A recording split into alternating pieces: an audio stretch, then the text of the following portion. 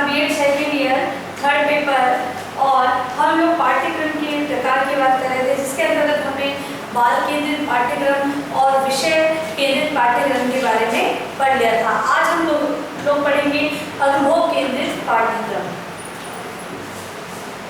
अनुभव केंद्रित पाठ्यक्रम।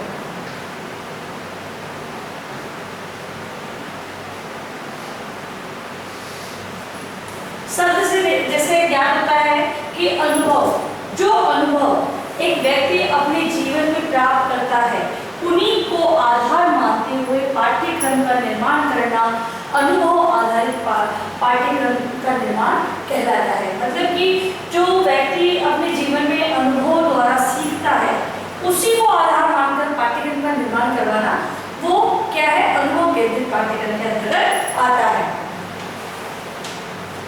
तो इसके अंतर्गत अगर विशेषताओं की बात करें, अनुभव केंद्रित, क्योंकि शाब्दिक अर्थ के आधार पर तो अनुभव है, अनुभव के आधार पर ही पाठ्यक्रम का निर्माण करना।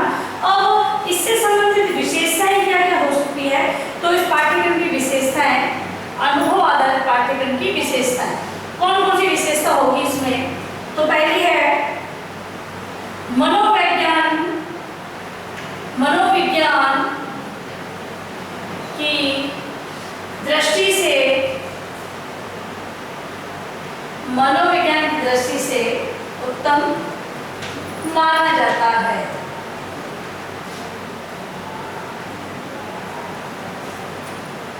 मनोविज्ञान की दृष्टि से उत्तम माना जाता है। कौन सा पाठ्यक्रम? अनुभव केंद्रित पाठ्यक्रम। अब मनोविज्ञान की दृष्टि से उत्तम कैसे माना जाता है? क्योंकि मनोविज्ञान के आधार पर यदि हम पाठ्यक्रम की बात करते हैं, तो वो शिक्षक हित और छात्र हित दोनों को ध्यान में रखकर बनाया जाता है।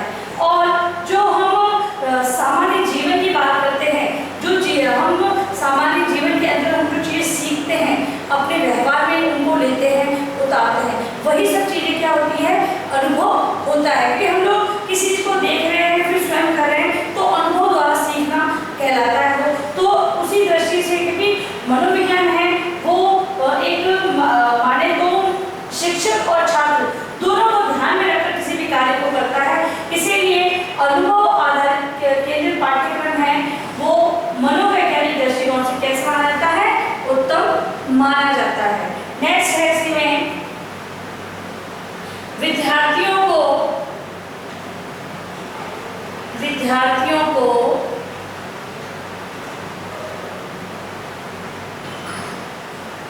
स्वाभाविक ढंग से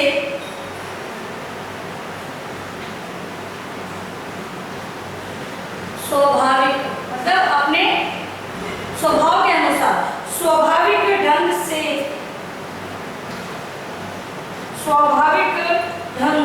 से अनुभव प्राप्त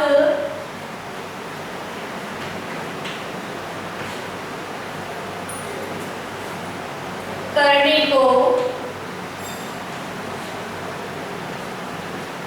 मिलते हैं।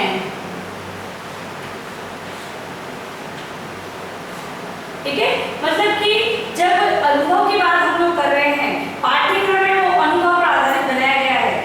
हम यहाँ पर किसी कक्षा की बात नहीं कर रहे हैं पर्टिकुलर, यानी कि जो पाठ्यक्रम और बनाया गया है, यदि वो अनुभव पर आधारित होगा, लोग उसको अनुभव द्वारा समझाएंगे या फिर अनुभव के द्वारा किसी भी कार्य को करेंगे। मान लो अगर उदाहरण के लिए हम विषय की बात करें, तो गणित का जो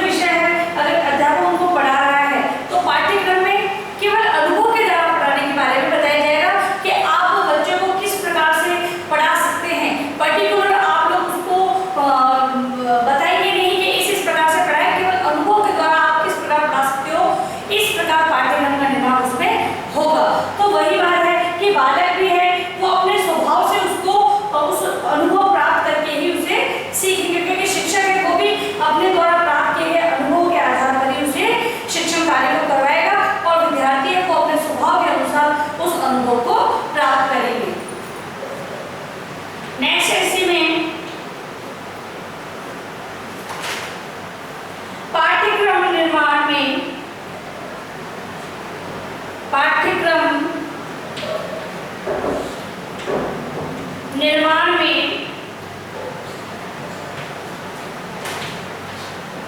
पाठ्यक्रम निर्माण में पूर्व योजना की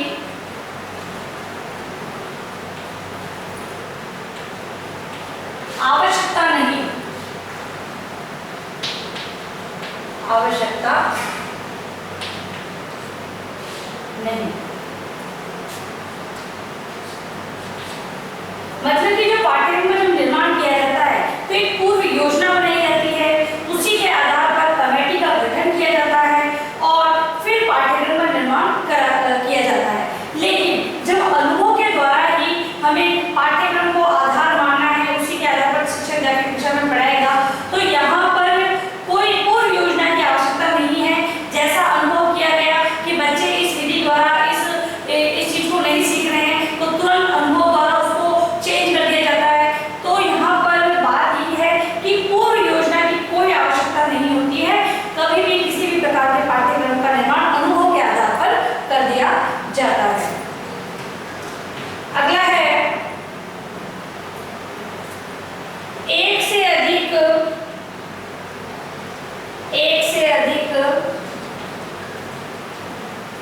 विषयों की शिक्षा, एक से अधिक विषयों की शिक्षा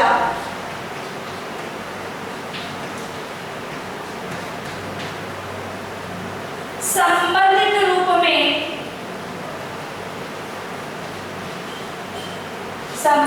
रूप में प्रदान की जाती है।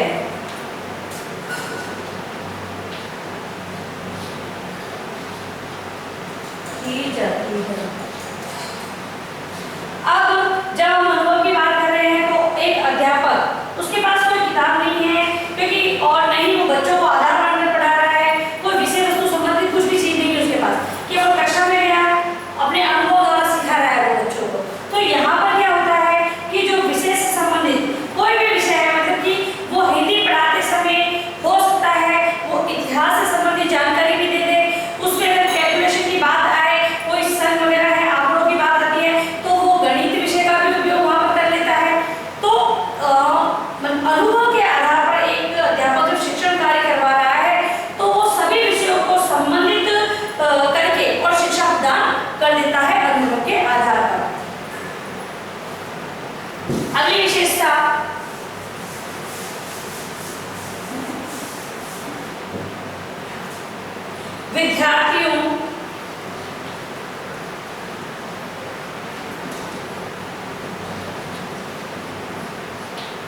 विद्यार्थियों में सृजनात्मक अभिव्यक्ति का विकास, विद्यार्थियों में सृजनात्मक अभिव्यक्ति का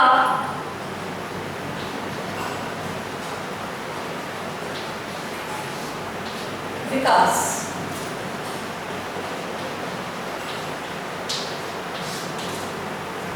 मतलब कि अब यहाँ पर जब एक अध्यापक अनुभवों के द्वारा बच्चों को शिक्षण कार्य करवा रहा है तो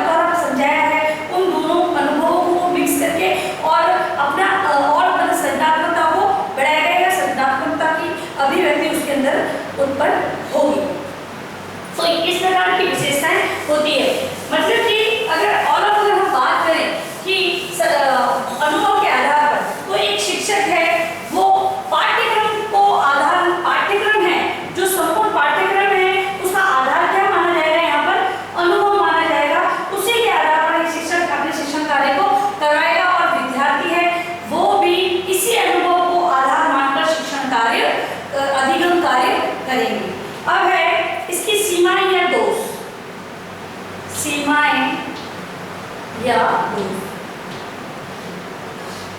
क्योंकि जो अनुभव से बच्चा सीखेगा उसमें कुछ सीमाएं निश्चित होगी कि इससे अधिक एक अध्यापक उन्हें नहीं करवा सकता, क्योंकि वो अनुभव को आधार मान के काम कर रहा है, इसीलिए वो आगे नहीं बढ़ सकता या फिर इससे अधिक वो शिक्षण कार्य नहीं करवा सकता। तो इससे संबंधित दोष या सीमाएं सुचारू रूप से पाठ्यक्रम को क्रियान्वित करने के लिए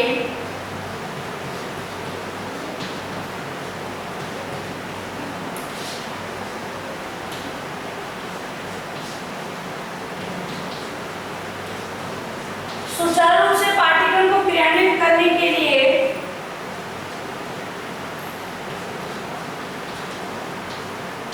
दक्ष शिक्षकों की, दक्ष या अनुभवी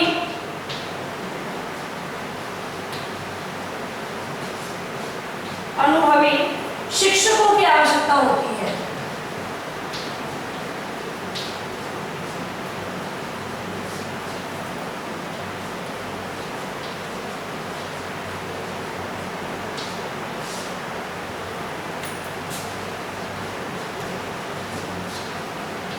जब इस प्रकार का पाठ्यक्रम का निर्धारण किया जाता है तब जो अध्यापक अनुभव प्राप्त हैं या इस शिक्षण कार्य के लिए वो दक्ष है, वही अध्यापक कक्षा में जाकर पढ़ा सकते हैं, क्योंकि पाठ्यक्रम किस पर आधारित है? अनुभव पर आधारित है। और यहाँ पर बिना अनुभवी शिक्षकों को ले लिया जाए तो वो किस प्रकार शिक्षण कराएंगे? वो शिक्षण कराने में उन्हें कठिनाइयों का सामना करना पड़ेगा, क्योंकि उनके पास अनुभव तो है नहीं, तो वो किस प्रकार पढ़ाएंगे? यहाँ पर हमने पहले ही बात कर ली है कि पाठ्यक्रम अनुभव पर आधारित है, वहां पर किसी भी कंटेंट को दिया नहीं गया है, केवल इस कक्षा का बालक इससे संबंधित शैक्षणिक योग्यता प्राप्त कर लेना चाहिए, या फिर उद्देश्य का निर्धारण की कक्षा 5वीं का बालक ये सारी जो इससे संबंधित सारी जानकारियां हैं उसे होनी चाहिए। बस इसी प्रकार का अनुभव आधारित पाठ्यक्रम का निर्माण किया जाता है। वहां पर कोई भी अगर बात करें तो विषय से संबंधित कोई प्रश्नावलियां, कोई संबंधित पाठ, कहानियां वगैरह कुछ नहीं दिया होता है, केवल अनुभव के आधार पर बालकों को पढ़ाना होता है। तो वही बात है कि अगर अनुभवी शिक्षक नहीं होंगे, क्योंकि अगर एक नया शिक्षक है कक्षा में जाकर किस प्रकार पढ़ाएगा? क्योंकि हम बोलते हैं कि रूपरेखा पहले तैयार की जाए फिर बच्चों को पढ़ाया जाए, तो यहाँ पर तो अनुभव के आधार पर पढ़ाना है, कोई पाठ्यक्रम का मतलब कि अनुभव है, केवल पाठ्यक्रम कोई निर्धारण नहीं किया गया है। तो कक्षा में जाकर प्रारंभ कहाँ से करें कि बच्चों को सिखाना है? बिना अनुभवी शिक्षक को यदि कक्षा में भेज दिया जाएगा तो प्रारंभ कहाँ से करना है, किस प्रकार करेगा? क्योंकि कक्षा की वास्तविक स्थिति तो वो जो अनुभवी शिक्षक होगा, जिसने पहले जो पढ़ा चुका है कक्षा में, वही जिसने बहुत सालों से अनुभव प्राप्त कर रखे हैं, वही शिक्षक यहाँ पर पढ़ा सकते हैं, अन्यथा दूसरे शिक्षक नहीं पढ़ा सकते। तो ये जो शिक्षण प्रणाली है, ये पाठ्यक्रम का जो प्रकार है, इसको अगर लागू कर दिया जाए तो हमें बहुत सारे अनुभवी और दक्ष शिक्षकों की आवश्यकता होगी। मतलब सीमाएं इसकी निर्धारित है कि यहाँ पर दक्ष ही कार्य करेंगे, दूसरे अध्यापक यहाँ पर कार्य नहीं कर सकते हैं। अगला है शिक्षण कार्य में अधिक समय। शिक्षण कार्य में अधिक समय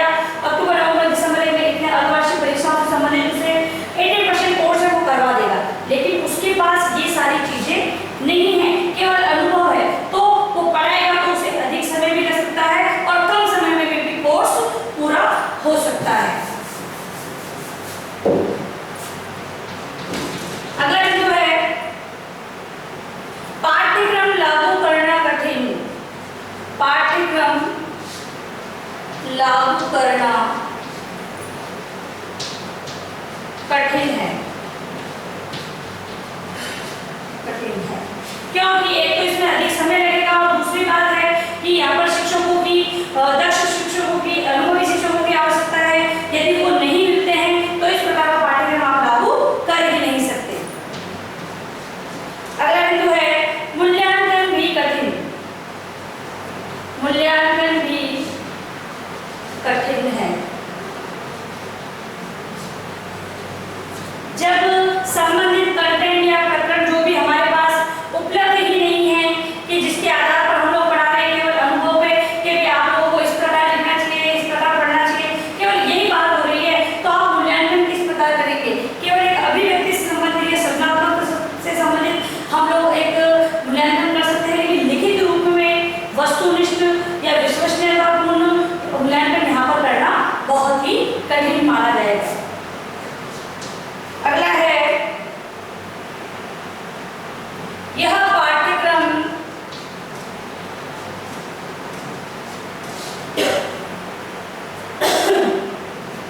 विशेष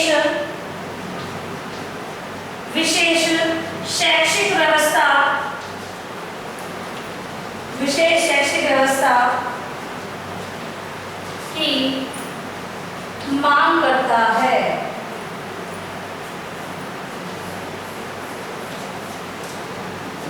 तो हमारे यहाँ जो पाठ्यक्रम अभी लागू है, बाल केंद्रित पाठ्यक्रम है, कहीं पर विषय आधारित पाठ्यक्रम आधारित है, तो यहाँ पर वो पाठ्यक्रम तो निर्धारित हो ही चुका है कि पाठ्यक्रम है लगभग 3 या 5 साल में लगभग चेंज कर दिया जाता है, क्योंकि जब अनुभव किया जाता है कि भाई ये कठिनाई आ रही है या समस्या कोई भी उत्पन्न होती है, जो रिसर्च वगैरह होती है उसके आधार पर उन्हें बदलाव कर दिया जाता है। लेकिन यहाँ पर यदि अनुभव पाठ्यक्रम को अगर लिया जाए तो हमारी जो पूरी शैक्षिक व्यवस्था है उसी में बदलाव करना पड़ेगा, क्योंकि यहाँ पर तो केवल अनुभवी शिक्षकों को लिया जा रहा है। कोई विषय से संबंधित जानकारी अनुभव के आधार पर उन्हें प्राप्त है, वही वो हम कक्षा में सिखाएंगे। तो ये ऐसी समस्याओं का सामना करना पड़ेगा। जो हमारी शैक्षिक व्यवस्था है, विद्यालय संबंधी व्यवस्था, भौतिक है, मानवीय संसाधन है, सभी प्रकार की जो व्यवस्था है उनमें बदलाव करना पड़ेगा। तो इस प्रकार से ये बदलाव करना संभव नहीं है। अब नेक्स्ट प्रकार है शिल्प कला केंद्रित पाठ्यक्रम। ये था अनुभव केंद्रित पाठ्यक्रम। अब हम पढ़ेंगे शिल्प कला केंद्रित पाठ्यक्रम।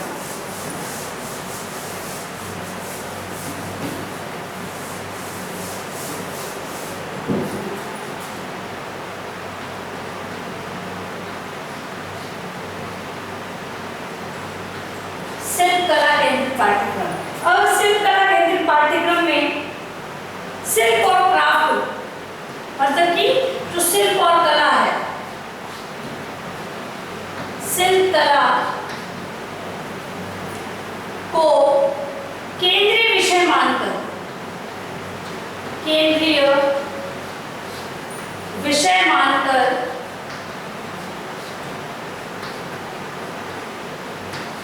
पाठ्यक्रम का निर्माण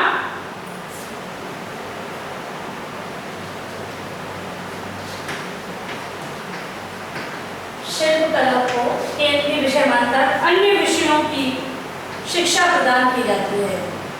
शिक्षा प्रदान की जाती है।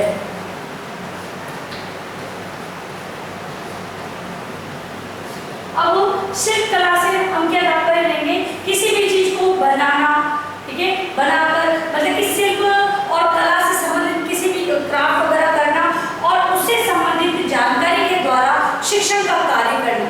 तो शिल्प कला से आधारित जो पाठ्यक्रम है उसके अंतर्गत कला और शिल्प दोनों को अन्य विषयों से जोड़ते हुए शिक्षा प्रदान की जाती है।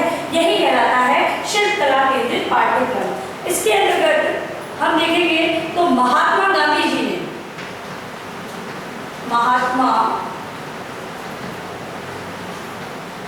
गांधी जी ने शिक्षा को व्यावहारिक रूप, शिक्षा को व्यवहारिक बनाने के लिए, शिक्षा को व्यवहारिक बनाने के लिए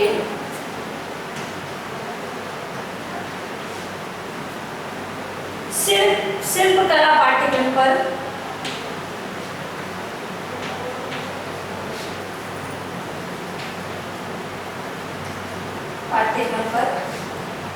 विशेष बल दिया है।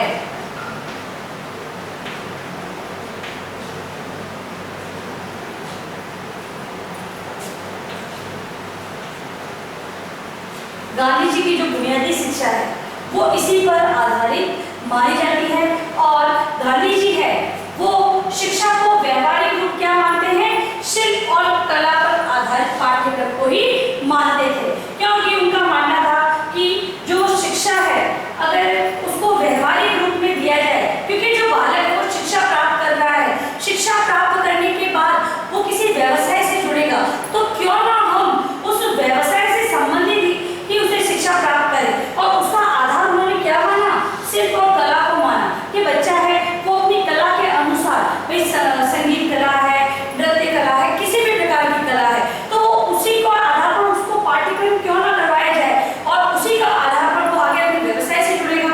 तो इसी को आधार मानकर, इसी व्यवहारिक रूप को, व्यवहारिक शिक्षा को आधार मानकर उन्हें शिक्षा प्रदान की जानी चाहिए। तो यही है शिल्प पर आधारित पाठ्यक्रम। अब हम देखेंगे कि विशेषताएं, ये कौन कौन सी विशेषताएं होती है शिल्प कला पर आधारित पाठ्यक्रम की। विशेषताएं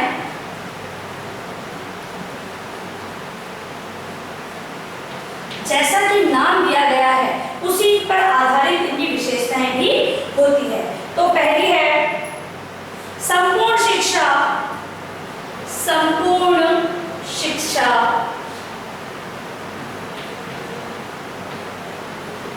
करके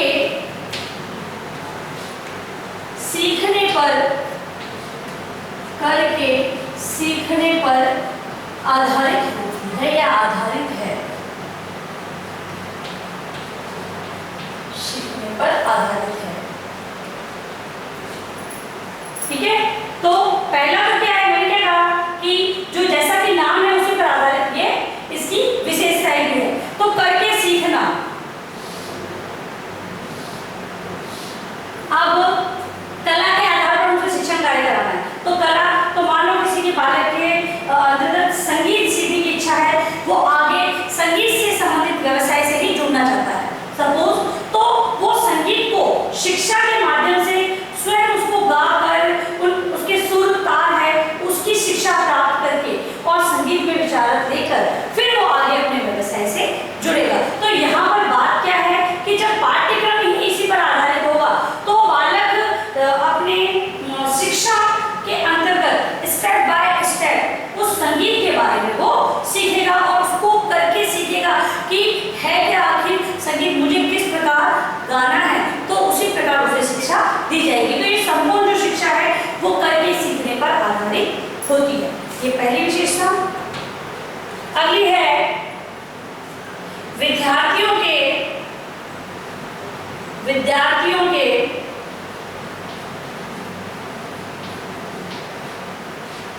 विभिन्न पक्षों का विकास या विद्यार्थियों के विविध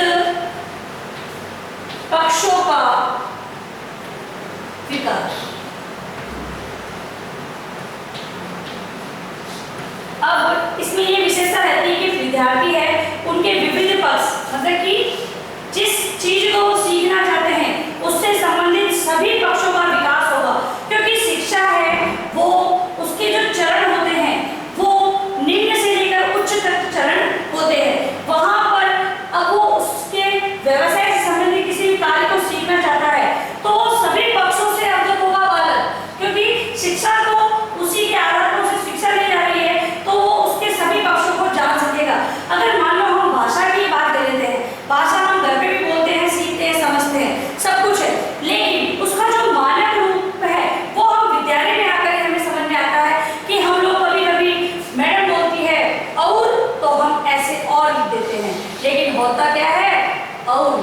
ये होता है। ठीक है, तो बात यही कर रहे हैं हम लोग कि हम सीख तो सब कुछ रहे, लेकिन उसके विविध पक्षों से अवगत होने के लिए हमें उसे शिक्षा के अंतर्गत देना पड़ेगा, या उसे संबंधित अगर प्रशिक्षण की बात करें तो वो भी हमें लेना होता है।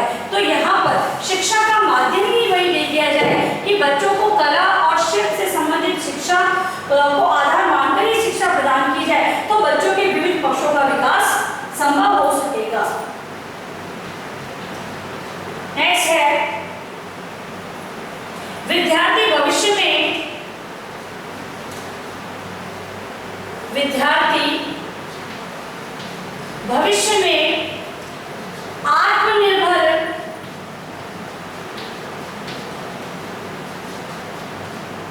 आत्मनिर्भर बनने में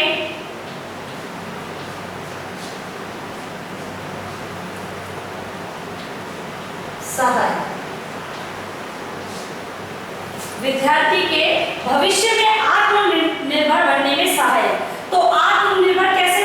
मैंने सबसे पहली बात ये कह दी कि शिल्प और कला के माध्यम से वो व्यवसाय से जुड़ेंगे, मतलब कि यहाँ पर जो शिक्षा प्रदान की जाएगी बच्चों को, जो भविष्य में उन्हें व्यवसाय से जोड़ेगी, ऐसी शिक्षा को आधार मानकर शिक्षा प्रदान की जा रही है। तो दिखती बात है कि भविष्य में वो आत्मनिर्भर बन जाएंगे, क्योंकि जिस व्यवसाय से बालक को जुड़ना है वो यहाँ पर वही बालक यहाँ पर बचपन से इन चीजों को सीख रहा है, तो ये सारी चीजें उसके हैबिट में आ जाएगी, उसके ये कहें कि इस पर उसका अनुभव हो जाएगा, वो बहुत ही अनुभवी हो जाएगा, और भविष्य में जब वो व्यवसाय से जुड़ेगा तो वो स्वयं आत्मनिर्भर हो जाएगा, उसे किसी के अंडर में काम करने की आवश्यकता नहीं होगी, वो स्वयं उस चीज को करने में सक्षम होगा। नेक्स्ट है पाठ्यक्रम के अध्ययन द्वारा, पाठ्यक्रम के कौन से पाठ्यक्रम? शिल्प और कला। पाठ्यक्रम के अध्ययन द्वारा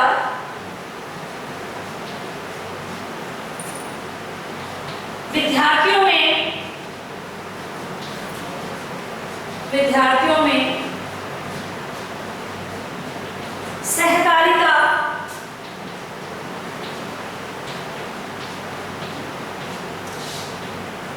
साथ में काम करना, सहयोग, मदद करना या सहायता प्रदान करना, बंधुता यानी मित्रता, तथा सामाजिकता की भावना, क्योंकि बालक है वो समाज का अंग है, तो सामाजिक भावना तो उसके अंतर्गत होगी।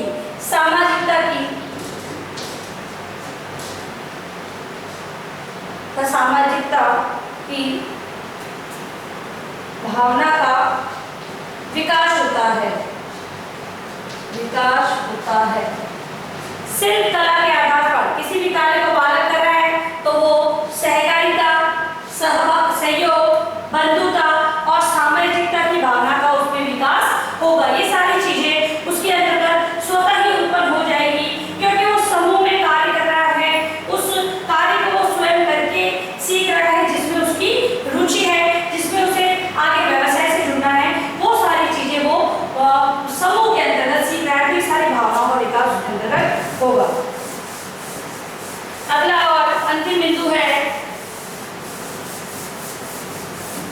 अगली विशेषता, श्रम के प्रति, श्रम जो मेहनत होती है वो श्रम के प्रति आदर की, श्रम के प्रति आदर की भावना जागृत होती है। श्रम के प्रति आदर की भावना जागृत होती है,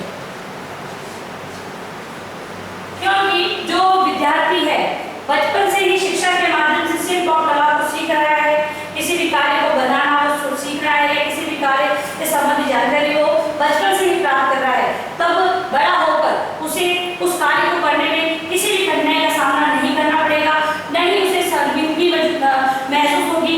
वो उस कार्य को समान आदर के भाव से करेगा, यानी कि जिस सम्मान जनित किसी भी कार्य को करना चाहिए। किसी भी कार्य मतलब मेहनत के कार्य में कभी भी हमें मतलब कि ऐसा नहीं लगना चाहिए कि कार्य गलत है या फिर शर्म महसूस होनी चाहिए। तो बच्चे को यदि बचपन से वो कार्य सिखाया जा रहा है तो बच्चा उसके प्रति आदर का भाव रखेगा, उसे बड़े सम्मान से उस कार्य को करेगा। यानी मेहनत, किसी भी प्रकार की मेहनत हो उसके प्रति उसका कैसा भाव होगा? आदर का भाव होगा। अब है इसकी सीमाएं, शिल्प कला केंद्रित पाठ्यक्रम की सीमाएं।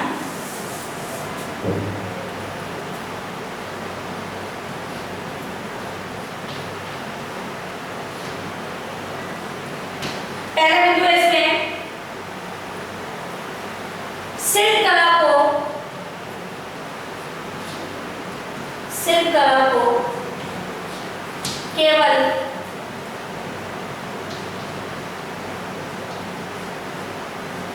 जीवन यापन का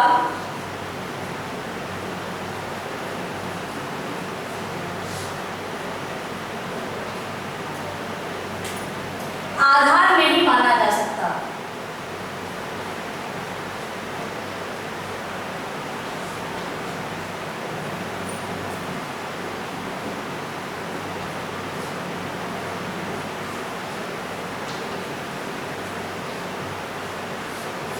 देखिए जो सीमाएं उसके अंतर्गत, जो शिल्प कला को केवल जीवन यापन का आधार नहीं माना जा सकता।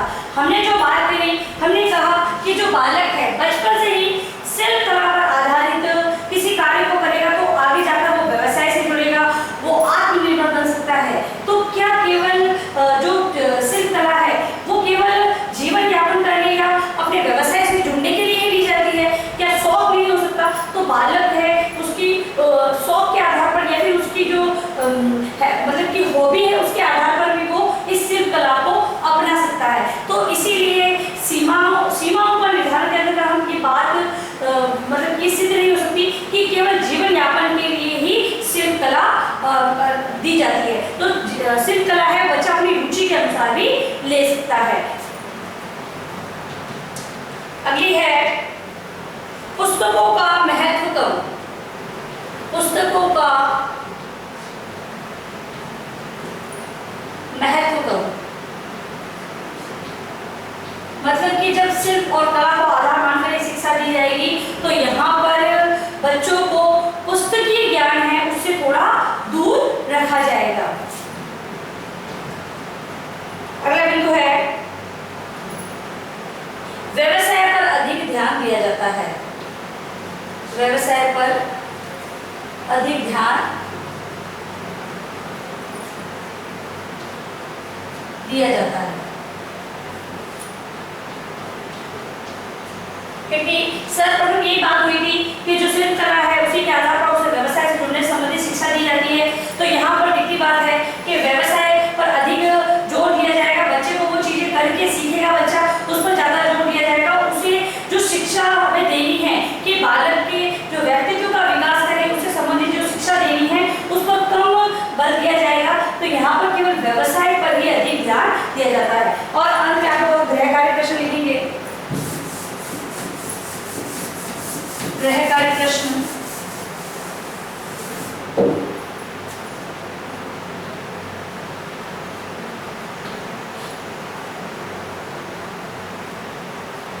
अनुभव केंद्रित पाठ्यक्रम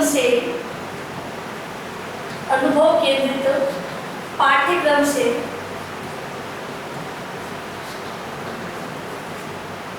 क्या तात्पर्य है?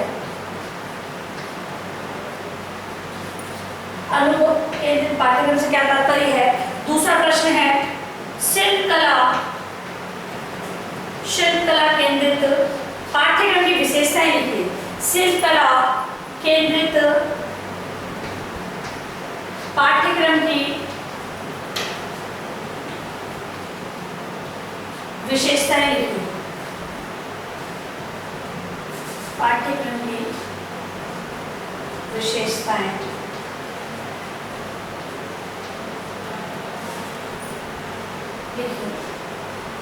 तो ये दो प्रश्न हैं वो आपको अपनी उत्तर पुस्तिका में आवश्यक रूप से लिखनी है। और अंत में आप लोगों से निवेदन है कि आप लोग जब भी घर से बाहर जाए तो मास्क पहने,